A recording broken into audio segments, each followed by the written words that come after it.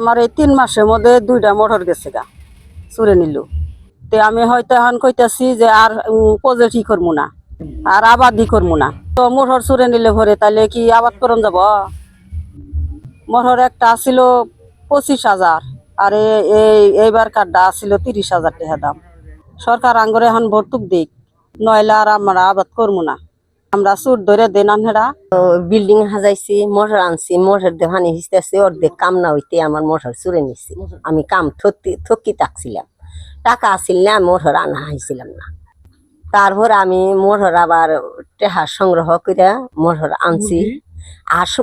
আশ মুরগি 2টা খুবই আশ মুরগি নিয়েছি। মানে ওই রাতে অনেক বৃষ্টি, আমি জানালা তো ওইটা লাগা রাখছি। আগের দিনও খুইলা মোটর দেখছি, জানালা সব লাগাইয়া দেখছি। পরের দিন আমি এবার দুপুরবেলা বৃষ্টি তো বাইরে কাপড় শুকা দিছি, শুকা দেওয়ার ভিজা বৃষ্টি দেখে পরে বারান্দা শুকা দিতে আসছি।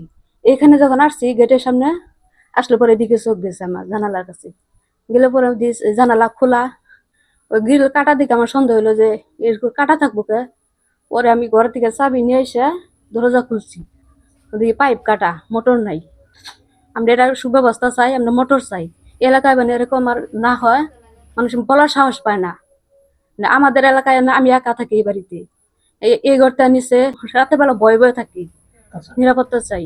তোর নিচে আসে, ঘরের মতন নিচে আসে, বিল্ডিং এর মতন নিচে আসে। আবার এই মোটরটা নিল, এই যে মোটর গেলে চুরি করে, হাওয়া চুরি হয়েছে, এই বিল্ডিং এর মতন নিয়ে গেছে চুরি করে মোটর।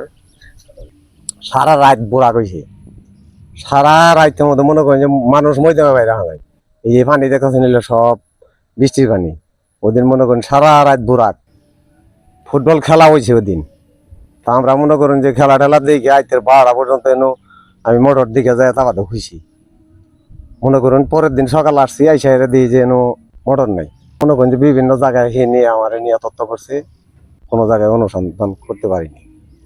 মাঝে মধ্যে হইতো, কিন্তু এইবারকার বছরের মতো না।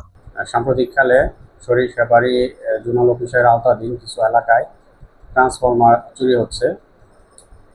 এগুলি দেখা যাচ্ছে যে বিশেষত ট্রান্সফরমারের যে কয়েল এবং কোর, যারা দুষ্কৃতিকারী তারা এই কোর এবং কোয়েলগুলি নিয়ে যাচ্ছে।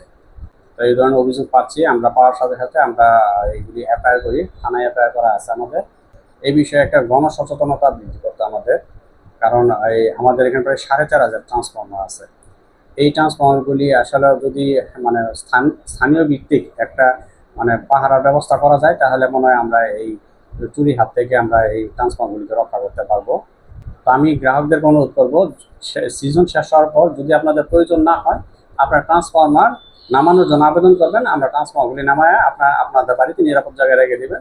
আবার যখন সিজনের শুরু হবে, আপনারা এসে আবেদন করলে আবার আমরা সেগুলি তুলে দিব। সেক্ষেত্রে কিন্তু ট্রান্সফরমার মানে চুরি রোধ করা অনেকাংশে সম্ভব।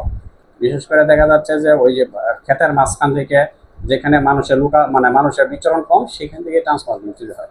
সংশ্লিষ্ট গ্রাহক তো বিদ্যুৎ থেকে বঞ্চিত হইল, এবং এই সম্পদ নষ্ট হয়ে যাওয়ার ফলে আমাদের তো এইটা আবার রিকভার করা লাগে, আমাদের আবার ট্রান্সফরমার একটা এনে গ্রাহককে সরবরাহ করতে হয়। ট্রান্সফরমার তো এখন ঘাটতিও আছে, গ্রাহক ট্রান্সফরমার চাইলে আমরা সঠিক সময় দিতে আমাদেরকে একটু হিমশিম খেতে হবে।